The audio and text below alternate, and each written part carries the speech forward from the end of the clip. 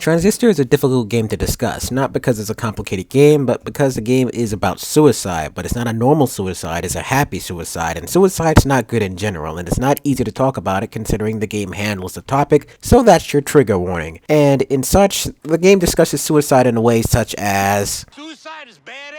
And even though it's not badass, it doesn't happen in a way that's built up to. It just happens, making it feel almost completely random. So if you watch this video and walk away with any ideas, please don't kill yourself. Because even though the main character feels fulfillment from her actions because it's genuinely what she wants, considering she's being teleported to an afterlife with the man she loves after becoming the intellectual pursuit god of her world, killing yourself isn't a very viable idea because I say it is. And don't do it because I say so. So anyway, let's explore the multi-layered complexity of this piece of art. Gameplay wise, Transistor isn't too complicated of a game that you'd seriously have to think about it being too hard to any capacity. It's a number and positional game where playing smart and acting like you have some semblance of intellect can be very rewarding, meaning that you don't have to be a strategist or someone with 200 IQ points to complete this game, warranting the very fact that I completed this game on the hardest difficulty because I very do enjoy a challenge. Overall though, Transistor uses an isometric point of view to display its world setting, while the player controls Rid as she travels throughout a series of locations battling enemies known as the Process. This is in real-time combat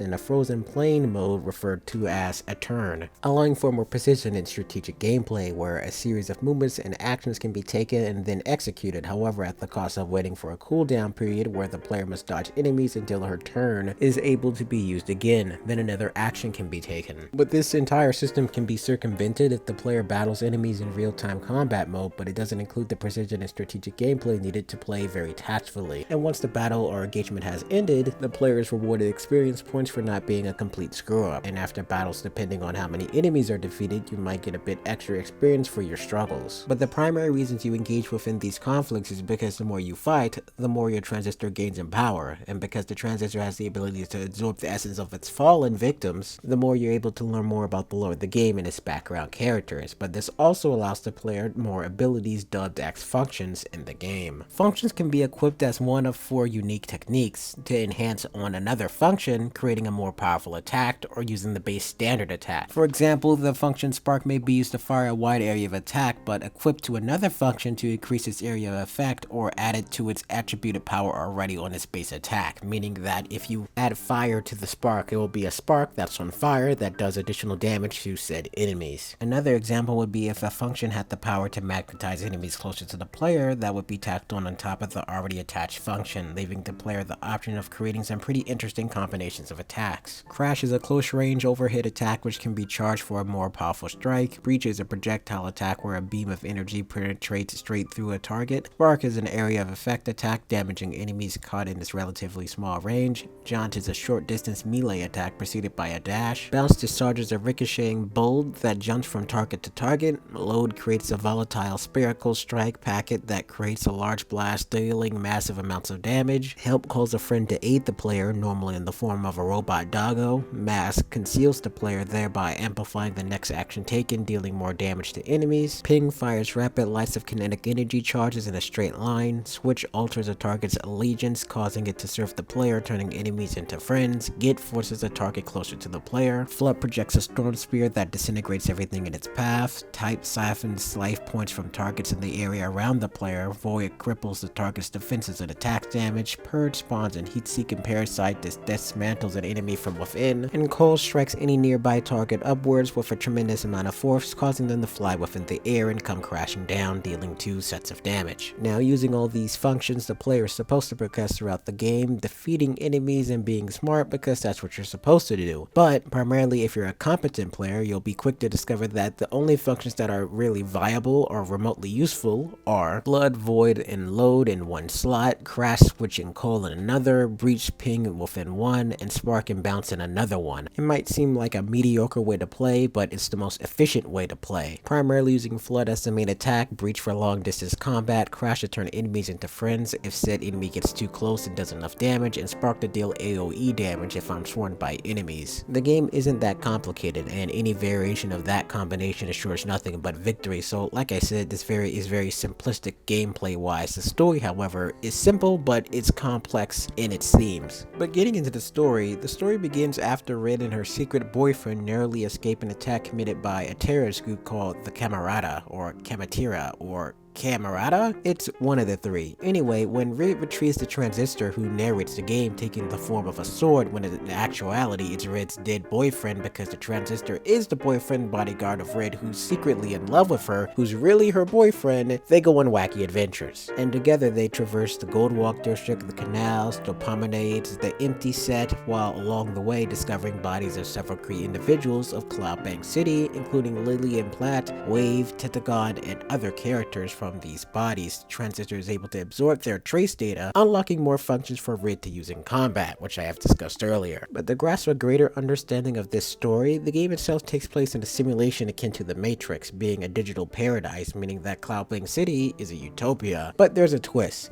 It's a communist democratic blend of a paradise, where people vote for what they want to occur, meaning that people can vote on weather, meaning that it can be sunny or raining depending on what people want, or they can eat for a certain day at a certain place simply by voting for what they want or submitting a ticket. This is somewhat like the anime Harmony written by Ito in the Ito Project, or if you need a Western example, just pretend it's the Matrix, but it's less evil. Because the evil guys are a terrorist group called the Camarada who want to effect permanent change within the society they live in, because nothing lasts within a society that's always changing on people's whims and random desires. But continuing with the story, when Red returns to the stage where she once performed, it's revealed through a cutscene that after her performance she was ambushed by the Camarada, and they attempted to kill her with the Transistor, but her companion jumped in front of her and he took the blow. To explain this further in detail, to effect permanent change within the society they live in, the Camarada discovered what amounted to the source code of their society, and the key to what is within it is within the Transistor. And because everyone is literally code made up of ones and zeros, when you get downloaded into the Transistor, it's like living within a pocket universe within another universe where you live eternally. But through using the Transistor as a mechanism in the physical plane of reality, that said person can re-warp reality to their whims and wants and desires. For example, you could create people, make it snow, etc, etc, etc, make the sky green. But you must be wondering, what does this have to do with Red's character? Well, when the Camarada started, they needed members with a lot of influence, so people would be on board with their plan, and because Red is a famous musician, they could have used her help to influence people to what they want, because they're terrorists after all. However, in the background, what's really going on is that there is another character in this game named Sybil, and she's in lesbians with Red up until the point where she's a yandere because of her. Because Sybil is a character that is used to getting everything that she wants, when she can't have Red, she opts out to kill her because obsessive yandere reasons. But in the attempt, she kills her boyfriend instead, while the Transistor itself takes Red's ability to speak because it grazed her, while Red's boyfriend was downloaded into the Transistor. So when you fight Sybil, who's a reasonably easy boss fight, but what makes it a bit harder and the fight more tedious is the very fact that you have to defeat this character 3 times, like it's a Mario game. And what makes it somewhat more difficult is the very fact that she has powerful attacks that increase damage every time she returns back to life with greater health bar than before, because that makes sense. But again, most of these attacks are avoidable if you use common sense, meaning that if you run away, the game will normally reward you for using your intelligence. So after killing Sybil and continuing on your adventure, Red and her boyfriend continue throughout High Rise, and then past the admin center and eventually to Bracket Tower, where the 2 other members of the terrorist group are located, and if you do the side quest, you can also eat a sandwich or a pizza. I ate a pizza. But on the way, they also encounter the Spine of the World, which is apparently a landmark in Cloud City, but now it takes the form of a huge processed creature that affects a Transistor enough that it talks like it's drunk now. But when you confront the Spine, if you have the correct functions and aren't stupid, this boss fight again is relatively easy again. But at the end of the day, you kill the head of the Spine, climb up its ass, and destroy its heart, killing it because that's how you kill it. But uniquely enough too, this is also hinted and foreshadowed in the songs that Red as a character sings. However, due to the very fact that I'm not good with sound or anything OST related, let's just say that is added into the game. So there is an extra layer of complexity there too regarding the emotions of the characters and what's happening in the overall story. But after breaking the Spine, Red and the Transistor are able to continue on to the Bracket Towers, where Asher Krendel communicates with Red via through through corrupted OVC terminals. This is where Ash reveals how remorseful he is for what he's happened and being a mass murderer and a terrorist, and that's when I say, I don't care! And apparently he's there with another character called Grant who's been affected by the process, and when I say worse, I mean he committed suicide. But long story short, the process is like a computer virus and it's deleting the world because the process was originally created to create the world, so it only makes sense by using it in the reverse process it would delete it. But when you finally find these two terrorist sleaze bags, Rid must activate a security console in both the archives and the maintenance wing in order to unlock the door to access Crindle's sanctuary on the roof, where you then gain a lead to track down your next target, Royce Brackett, who is another terrorist and the foundation head of the entire terrorist organization. And to track him down, he has the player backtrack throughout the levels already completed, now witnessing how distorted and damaged they have become because of the process, thus erasing the world. But then again, long story short, Royce communicates to Rid and the Transistor by a robot proxy and offers a truce so they can eliminate the process, becoming gods of the new world. But for that to happen, Rid needs to take the Transistor to the cradle where it can affect and change the city at its fullest. Then the Transistor is reactivated and both Rid and Royce are pulled into it, where they begin their battle to decide who's going to be the god of the new world. But here's the plot twist. Royce is armed with a Transistor of his own, where he then tells Rid that the only one of them can leave in order to change Cloud City back to how it was, using the Transistor as a brush to a canvas, and then they engage in a battle to the death. But here's the plot twist again. Royce is able to use the same turn-based function system Rid has been using throughout the entire game to fight the process, meaning that he can strategically move around the map and attack you as the player, but strategically planned it out within a function. But luckily he sucks at the game because he's the easiest boss in the entire game, and in one turn you can shred his entire life bar, and you have to do this 3 times again. But after defeating Royce, Rid returns to Cloudbank City, where she returns to the starting point of the game, to the body of her boyfriend,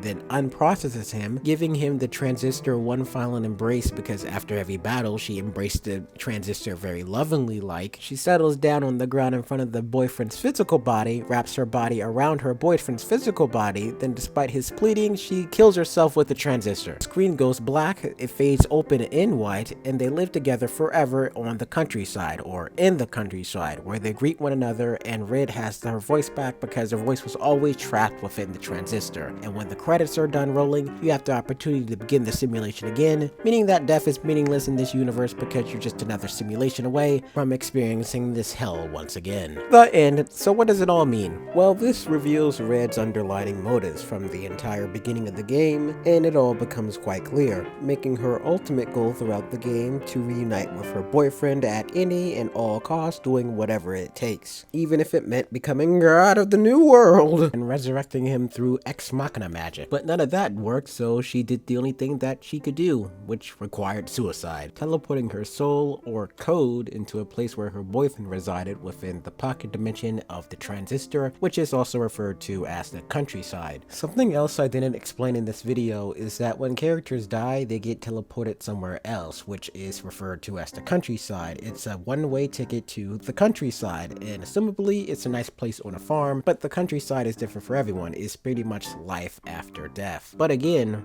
but why? You see, an underlying theme of this game is about creation and art itself. In fact, this entire game is a critique of art. Royce's problem with society and the world and his environment is that as a character, he wants to create something that was lasting forever. However, because of the society he lived in, it was always changing, demanding new things, he could never create something like that. And an allegory for this would be, well, this video. Even when I did, this video should still be around unless the apocalypse happens and the internet gets taken down and the world catches on fire and everything is destroyed. But then again, it would be easy to label Royce as a psychopath, a sociopath who's suffering from a psychotic break from reality, like all villains do. But Royce's motivations are very much like that movie Velvet Buzzsaw.